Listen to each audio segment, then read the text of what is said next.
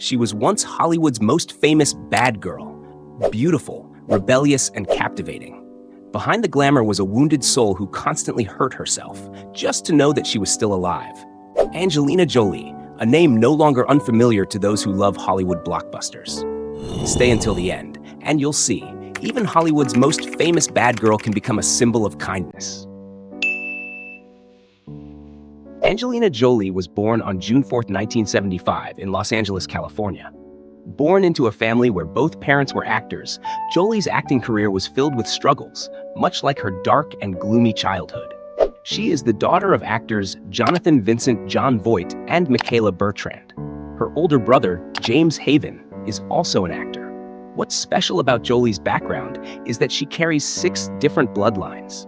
Her father of German and Slovak descent, and her mother of French-Canadian, Dutch, and German heritage. When her parents divorced in 1976, Jolie and her brother lived with their mother, who gave up her own acting dreams and moved to New York with her children. As a child, Jolie often watched movies with her mother, moments she later said sparked her passion for acting. At 6, after her mother began living with filmmaker Bill Day, the family moved to Palisades, New York. While other children found joy in dolls and games, Jolie played among cameras and studio lights. At just 6 years old, she appeared in her first film, Looking to Get Out, alongside Charles Wood. That small scene did not leave a big impression on the audience, but for little Angelina, it was the first time she felt the attraction of the studio, where the lights, the sound of the camera, and the sound of action made her little heart suddenly want to belong to that world forever. 5 years later, the family returned to Los Angeles. By then, Jolie knew she wanted to act and began studying at the Lee Strasberg Theater and Film Institute. As she grew older, the light became brighter, and Jolie began to find the feeling of living in a way that no one expected. Before the spotlight could shine, darkness invaded Angelina Jolie's childhood.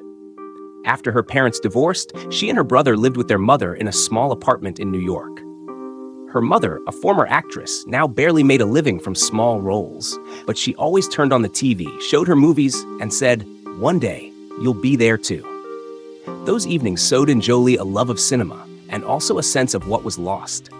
As she entered adolescence, that dreamy light was quickly replaced by harsh reality. At Beverly Hills High School, Jolie was seen as different. The daughter of a famous actor, but dressed in old clothes, skinny, wearing glasses and braces. Among the children born into wealth, she felt like an out-of-place ink stain on a brightly colored page. The prolonged isolation turned into an inferiority complex. She began to wear all black, let her long hair cover half her face, and avoided communication. One day, feeling abandoned, Jolie took a razor blade and made small incisions in her skin. Not to attract attention, but to feel alive. "When I hurt, I know I'm still alive." From then on, physical pain became her own language to talk to the world. She got 14 tattoos on her body, each a piece of memory. The Latin phrase, quod me nutrit me destruit. What nourishes me also destroys me. Beneath her skin, a soul constantly wondered, does anyone really see her? And it was precisely because she wanted to stop feeling that Jolie turned to drugs. First marijuana, then cocaine, LSD, and then heroin. Before her 20s, Jolie had tried almost every drug she could find. Not for fun, but to escape herself. "I didn't want to die," she said, "but I didn't know how to live. Drugs were the only way I could shut up for a while." During those long nights, Jolie didn't party, didn't make noise. She was often alone, in a dark room, listening to music and letting her mind drift. She later said that she was afraid she would die at any moment, and in fact, sometimes she wished it would happen. Drugs became a temporary escape, but also a deep hole that pulled her further away from her acting dream. Yet somewhere inside her, a thin thread still held her back, the desire to express herself, to make art. At 14, Jolie dropped out of acting class, lived with her first boyfriend, and dreamed of becoming a funeral director. It sounds strange, but for her, it was the only job that allowed people to be honest with their feelings. While other kids were planning for college, Jolie was collecting daggers, collecting sadness. 2 years later, her mother advised her to go back to school. Jolie returned to the Lee Strasberg Theater and Film Institute. On the small stage, she played a German girl, her first student role. At that time, she still carried anger in her heart, but she knew how to use it to act, to transform. She began to observe people, how they hurt, how they hide it. At 16, Jolie understood that what she feared most was not death, but living forever without finding meaning. In the following years, she began appearing in photo shoots, commercials, and then took a few small roles, gradually entering Hollywood with a scarred soul. No one knew that those scars would become the foundation for the fierce roles later. But Jolie did not know that at the time. She only knew that her life was beginning to move toward the direction where the spotlight and the darkness were merging. And no one could be sure which side she would choose.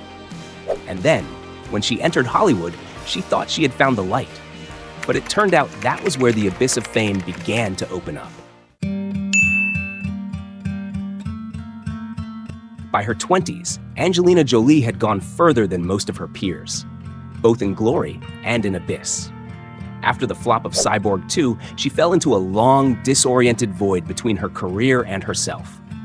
The press began calling her name not for her roles, but for her nights out, drugs, and unbridled rebellion. She tried everything from cocaine to heroin, not for fun, but to stop feeling. Deep inside, I was always a spoiled brat covered in tattoos, she once said. In Hollywood, she was both a face that intrigued and frightened people, a living symbol of beauty mixed with destruction. In 1996, Jolie married British actor Johnny Lee Miller, her co-star in Hackers. The wedding was simple: white t-shirt, black pants, and on the shirt, the groom's name written in her own blood. A bold declaration of love or a silent cry for help, no one knows for sure. A year later, they separated, then divorced. Jolie filled that void with a same-sex relationship with model Jenny Shimizu. She came out as bisexual in a Hollywood full of prejudice. The press called her a bad girl, but audiences couldn't take their eyes off her. She was different, and it was that difference that made her memorable. Then her career slowly returned when she landed a role in the TV series George Wallace, which earned her a Golden Globe and an Emmy nomination. But the awards show spotlight only temporarily obscured the darkness inside. In the late 90s, Jolie fell into a series of uncertain days. She once thought if she wasn't an actress, she would become a funeral director. Because at least there, people were honest about their pain. In 2000, she met Billy Bob Thornton, a man 19 years her senior. 2 months later, they married. The couple shocked the world with their eccentric actions, wearing vials of each other's blood around their necks, talking about knives and death as a matter of course. They were symbols of passion and destruction, of a love that was both fiery and exhausting. 18 months later, everything collapsed. Thornton left.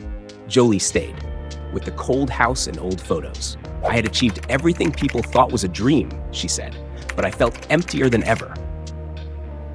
Amidst the flash and rumors, Jolie began to wonder what she was living for.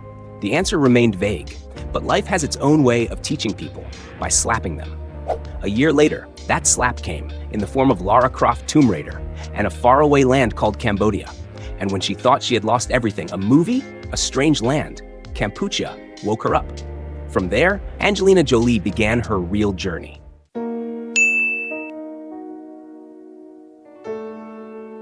In 2001, Angelina Jolie set foot in Cambodia to film Lara Croft Tomb Raider, an action film that took her to ancient Angkor temples covered in moss, jungles with traces of war, and unexploded bombs.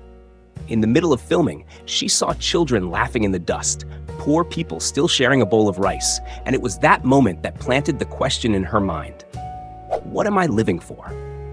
For Hollywood, it was just an action movie, but for her, it was the turning point of her life. Among the mine-strewn fields and poor villages, Jolie saw things she had never seen before. Barefoot children laughing in the dust, old people sharing a bowl of rice with gentle smiles. I felt ashamed because I had so much but didn't understand anything about the world, she said. The scene haunted her throughout the flight back. In 2002, Jolie returned to Cambodia, this time not to act, but to live. She adopted Maddox Chavan, a boy from the Battambang orphanage. Since having Maddox, I knew I couldn't destroy myself anymore. One day in Siem Reap, she came across Lounge Ung's memoir, First They Killed My Father, about the Khmer Rouge genocide. The book was like a flame that illuminated her dark life. Jolie contacted the United Nations and asked to go on field trips. Not long after, she became a goodwill ambassador of UNHCR. From there, Jolie traveled around the world: Sierra Leone, Tanzania, Kenya, Pakistan, Afghanistan, Iraq. More than 20 countries, hundreds of refugee camps. She talked to people who lost their homes, listened to children tell stories of escape. The first trip to a refugee camp was a slap that changed my life. In 2003, Jolie founded the Maddox Jolie Foundation, named after her son, as a promise to Cambodia. The organization conserves more than 26,000 hectares of samlout forest, builds schools, opens clinics, and creates jobs for local people. In 2005, she was granted Cambodian citizenship by King Norodom Sihamoni as a thank you. When receiving the Global Humanitarian Award from the United Nations Association in the United States, Jolie did not talk about fame. She only talks about the people she met. They taught me what it means to be resilient, what it means to be grateful. Now, the image of the bad girl from years ago is no longer on the cover. People see her in a gray shirt, sitting on the ground talking to a Syrian mother. Her eyes are no longer fierce, just calm, of someone who has been through hell and knows that kindness is the only way to survive. Angelina Jolie no longer seeks her identity in love affairs or salvation in drugs. She finds it in people who have nothing. And from there, she starts over. From Hollywood to Cambodia, from bad girl to humanitarian, it's not a miracle, just a person who was lost, finally choosing to walk towards the light.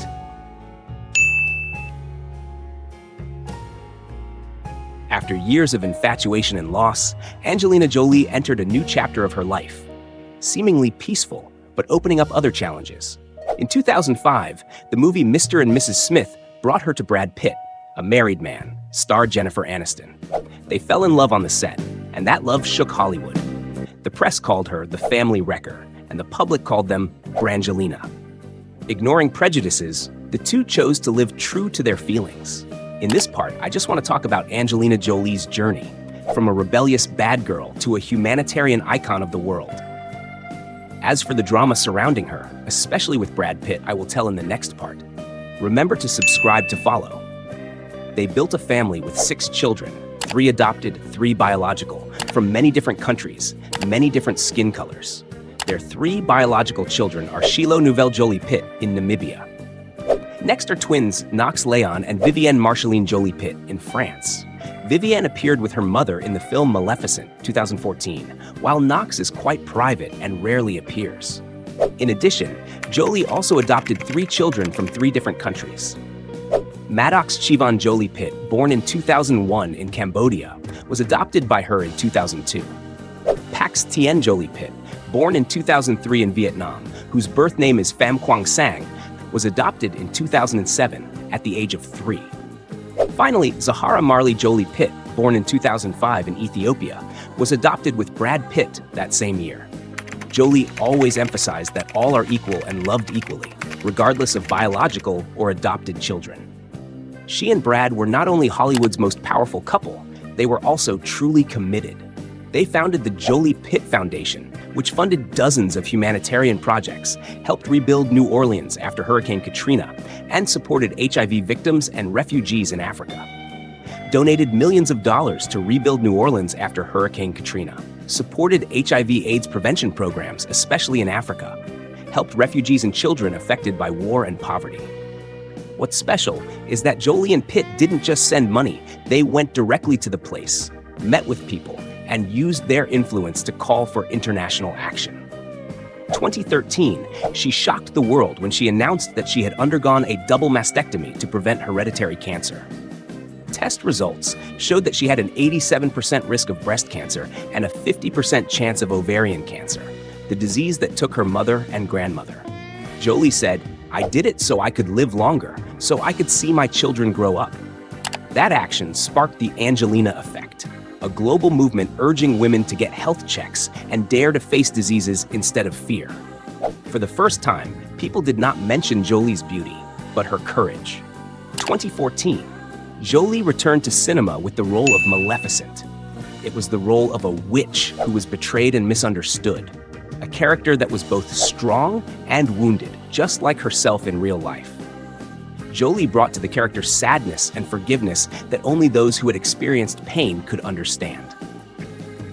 The film became a global phenomenon, earning more than $750 million, bringing her back to the top and opening up a completely new image. A woman who was misunderstood, but still chose to love. Not stopping there, she stepped into the role of director with Unbroken, By the Sea, and First They Killed My Father, a film she made to pay tribute to Cambodia, the land that helped change her. Each film is a slice of her soul, where she recounts her journey of forgiveness and growth through her art. Amidst her busy schedule, film sets, and humanitarian missions, Jolie began to feel the cracks in her marriage. The pressure of fame, of the media, of two strong personalities gradually drove them apart. In 2016, she filed for divorce. Brangelina, the global symbol of love, fell apart. Jolie returned to the image of a woman alone, this time no longer rebellious, but a mother quietly shouldering her own small world. Now, in her 40s, Jolie is no longer a bad girl or Brad Pitt's other half. She is herself.